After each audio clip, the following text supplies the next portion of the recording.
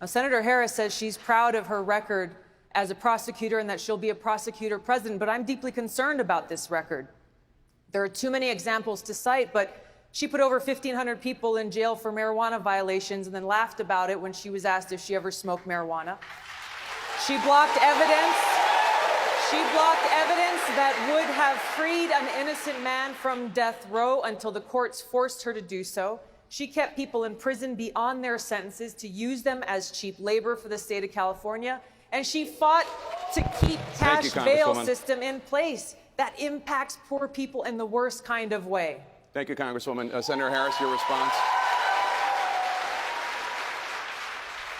As the elected Attorney General of California, I did the work of significantly reforming the criminal justice system of a state of 40 million people, which became a national model for the work that needs to be done. And I am proud of that work.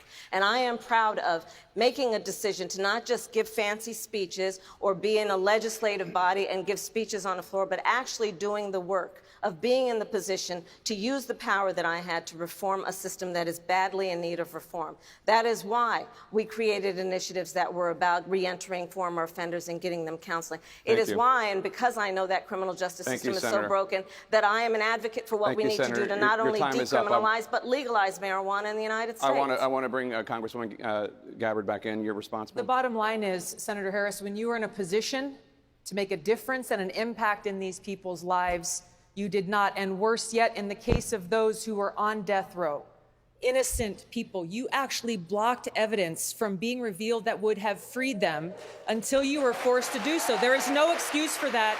And the people who suffered under your reign as prosecutor, you owe them an apology. This was such an iconic moment from Tulsi Gabbard. This is the moment that a lot of people fell in love with Tulsi Gabbard. She completely took down the hypocrisy of Kamala Harris. It's like 3 minutes of absolute brilliance. And so you have to understand, Kamala Harris was running on this sort of like far left platform of, the equity and the black and brown people and the criminal justice system, and defund the police, and all of this other stuff. This is not how she operated when she was, operating as the Attorney General of California. And those are just the facts. And Kamala Harris has been such a disappointment for me. And in my opinion, she's been such a disappointment because had she governed and had she been who it is that she truly is, and I believe that who she truly is that sort of centrist, like tough on crime person that she was when she was AG in California. Had she been that person, I think that she would have been more successful.